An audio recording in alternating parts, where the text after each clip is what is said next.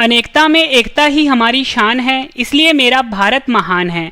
जय हिंद दोस्तों, आज मैं आपके लिए जीके का सबसे ज़्यादा इंपॉर्टेंट टॉपिक भारत का राष्ट्रीय ध्वज, इससे रिलेटेड मोस्ट इंपॉर्टेंट क्वेश्चन इस वीडियो में लेकर आया हूँ। फ्रेंड्स, मैंने आपके लिए सभी क्वेश्चन सिलेक्टेड और इम्पॉर्टेंट लिए हैं। अगर आप किसी भी एग्जाम की तैयारी कर रहे हो, ये वीडियो आपके लिए काफ़ी ज़्यादा यूजफुल रहने वाला है। तो चलिए शुरू करते हैं फर्स्ट क्वेश्चन से। फर्स्ट क्वेश्चन है हमारा, हर वर्ष राष्ट्रीय झंडा दिवस कब मनाया जाता है? सही आंसर इसका ऑप्शन सी 22 जुलाई।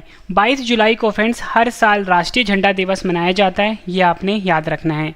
वहीं फ्रेंड्स अगर हम बात करें 15 अगस्त की, 15 अगस्त को हर साल स्वतंत्रता दिवस मनाया जाता है, 26 जनवरी को गणतंत्र दिवस मनाया जाता है और 2 अक्टूबर को मनाया जाता है गांधी जयंती। और इस क्वेश्चन का सही आंसर था राष्ट्रीय झंडा दिवस 22 जुलाई को मनाया जाता है। अगला क्वेश्चन एग्जाम में हर साल रिपीट होता है, संविधान सभा के झंडा समिति के अध्यक्ष कौन थे? सही आंसर है ऑप्शन ए राजेंद्र प्रसाद। राजेंद्र प्रसाद जो थे ये संविधान सभा के झंडा समिति के अध्यक्ष थे और राजेंद्र प्रसाद फ्रेंड्स हमारे देश के पहले राष्ट्रपति भी थे। अगला क्वेश्चन, स्वतंत्रता दिवस पर लाल किले पर सबसे ज़्यादा बार झंडा फहराने का रिकॉर्ड किसके नाम है? सही आंसर है ऑप्शन सी पंडित जवाहरलाल नेहरू, जो कि हमारे देश के पहले प्रधानमंत्री थे। इनके पास सबसे ज़्यादा झंडा फहराने का रिकॉर्ड है लाल किले के ऊपर और स्वतंत्रता दिवस के उपलक्ष्य पर, और कुल मिला के इन्होंने 17 बार झंडा फहराया है लाल किले के ऊपर, ये भी आपने याद रखना है। अगला क्वेश्चन, भारत के वर्तमान राष्ट्रीय ध्वज का डिज़ाइन किसने तैयार किया था? सही आंसर है ऑप्शन बी पिंगली वेंकैया। पिंगली वेंकैया ने भारत का जो वर्तमान राष्ट्रीय ध्वज है इसका डिज़ाइन तैयार किया था, ये आपने याद रखना है। एग्जाम में कई बार पूछा गया है। आपको फ्रेंड्स मैं ये बता दूं, हर साल 2 अगस्त को पिंगली वेंकैया की जयंती मनाई जाती है। अगला क्वेश्चन, भारत के राष्ट्रीय ध्वज की लंबाई एवं चौड़ाई का अनुपात कितना है? सही आंसर इसका ऑप्शन सी 3:2। फोटो से समझाता हूँ फ्रेंड्स, जो हमारा झंडा है, जो यानी कि हमारा राष्ट्रीय ध्वज है, कुछ इस प्रकार का है। ठीक है, 3 रंग की पट्टियाँ होती हैं, बीच में चक्र होता है, ठीक है, जिसमें कि 24 तिलियाँ होती हैं। तो हमसे ये पूछा रहा है कि भारत का जो राष्ट्रीय ध्वज है इसकी लंबाई का मतलब फ्रेंड्स हम इस चीज़ की बात कर रहे हैं, ठीक है, ये है लंबाई।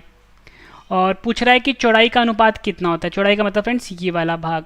तो लंबाई और चौड़ाई का जो अनुपात होता है फ्रेंड्स वो होता है 3:2। ठीक है, अगर आपसे एग्जाम में ये पूछ लें कि भारत के राष्ट्रीय ध्वज की चौड़ाई और लंबाई का अनुपात कितना होता है, तब आंसर 2:3 होगा। अगर पहले लंबाई पूछता है तो फिर 3 आएगा पहले, और लंबाई चौड़ाई का होगा 3:2। ठीक है, और वहीं अगर बात करें चौड़ाई और लंबाई के अनुपात की, फिर 2:3 होगा। ठीक है, ये आपने याद रखना है। कुछ हम इंपॉर्टेंट पॉइंट डिस्कस कर लेते हैं। देश के तिरंगे के नाम के स्वरूप 3 अलग अलग रंग की पट्टियाँ होती हैं, जिसमें सबसे ऊपर केसरिया, फिर सफ़ेद, सबसे नीचे हरे रंग की पट्टी होती है। मतलब सबसे ऊपर वाला रंग होता है केसरिया, फिर बीच में सफ़ेद होता है, सबसे नीचे होता है हरे रंग की पट्टी। झंडे के बीच में जो सफ़ेद वाली पट्टी होती है उसमें नीले रंग का एक अशोक चक्र होता है, जिसमें कि कुल मिला के 24 तिलियाँ होती हैं, ये आपने याद रखना है।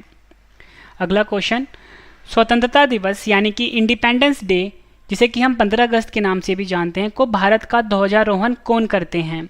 सही आंसर है ऑप्शन डी भारत के प्रधानमंत्री जो होते हैं। ये स्वतंत्रता दिवस, जिसे कि हम इंडिपेंडेंस डे भी बोलते हैं, जो कि 15 अगस्त को मनाया जाता है हर साल, इस दिन ध्वजारोहण करते हैं प्रधानमंत्री, ये आपने याद रखना है। इंपॉर्टेंट पॉइंट डिस्कस कर लेते हैं। स्वतंत्रता दिवस को जो राज्यों में जो ध्वजारोहण करते हैं वो मुख्यमंत्री करते हैं। देश में कौन करते हैं? प्रधानमंत्री। वहीं राज्यों में करते हैं मुख्यमंत्री, ये आपने याद रखना है। अगला क्वेश्चन, 26 जनवरी यानी कि गणतंत्र दिवस के दिन ध्वजारोहण कौन करते हैं? सही आंसर इसका ऑप्शन ए भारत के राष्ट्रपति।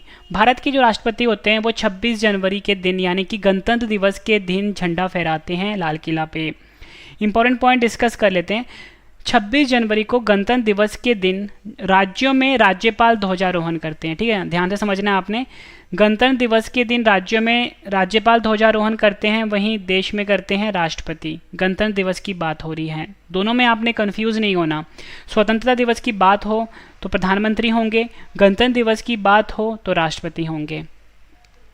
भारत के राष्ट्रीय ध्वज के मध्य में बने धर्म चक्र का रंग क्या है? सही आंसर है ऑप्शन बी गहरे नीले रंग का होता है भारत के राष्ट्रीय ध्वज के बीच में, ध्वज के मध्य में बने धर्म चक्र का रंग, ये आपने याद रखना है। अगला क्वेश्चन, भारत के राष्ट्रीय ध्वज में बने अशोक चक्र में तिलियों की संख्या कितनी होती है? सही आंसर है ऑप्शन बी 24।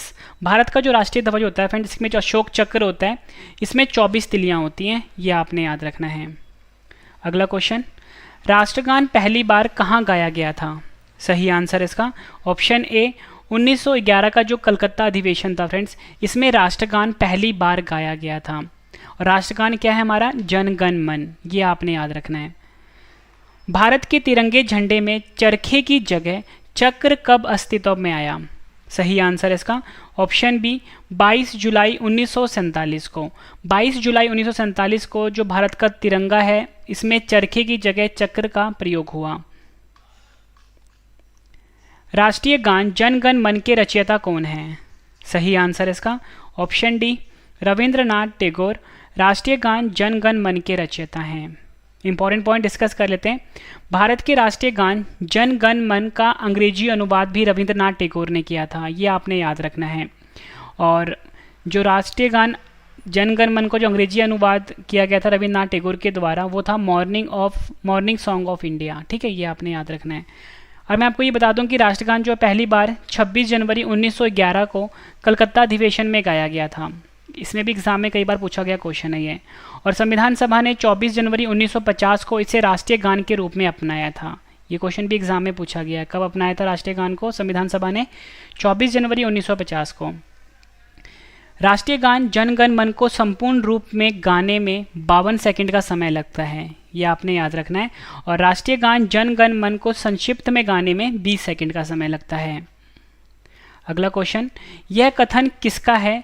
एक ध्वज ना सिर्फ हमारी स्वतंत्रता बल्कि सभी लोगों की स्वतंत्रता का प्रतीक है। सही आंसर है ऑप्शन ए जवाहरलाल नेहरू। जवाहरलाल नेहरू ने कहा था एक ध्वज ना सिर्फ हमारी स्वतंत्रता बल्कि सभी लोगों की स्वतंत्रता का प्रतीक है। अगला क्वेश्चन, भारत का राष्ट्रीय गीत कौन सा है? सही आंसर है ऑप्शन ए वंदे मातरम। वंदे मातरम भारत का राष्ट्रीय गीत है। और राष्ट्रीय गान मैंने आपको क्या बताया था? जन गण मन। अगला क्वेश्चन, इंपॉर्टेंट पॉइंट डिस्कस कर लेते हैं। भारत का राष्ट्रीय गीत वंदे मातरम के रचयिता बंकिम चंद्र चट्टोपाध्याय हैं। भारत का राष्ट्रीय गीत वंदे मातरम गाने में 65 सेकंड का समय लगता है, ये आपने याद रखना है। राष्ट्रीय गीत की बात हो रही है और रचयिता कौन है? बंकिम चंद्र चट्टोपाध्याय। भारत का राष्ट्रीय गीत वंदे मातरम को पहली बार 1896 में कलकत्ता अधिवेशन में गाया गए थे। ठीक है, अधिवेशन में गाया गया था और वो था 12वां अधिवेशन, ये भी आपने याद रखना है। अगला क्वेश्चन, सुप्रीम कोर्ट ने किस अनुच्छेद के तहत ध्वज फहराने के अधिकार को मौलिक अधिकार के रूप में घोषित किया है? सही आंसर है ऑप्शन सी अनुच्छेद 19A। सुप्रीम कोर्ट ने अनुच्छेद 19A के तहत ध्वज फहराने के अधिकार को मौलिक अधिकार के रूप में घोषित किया है।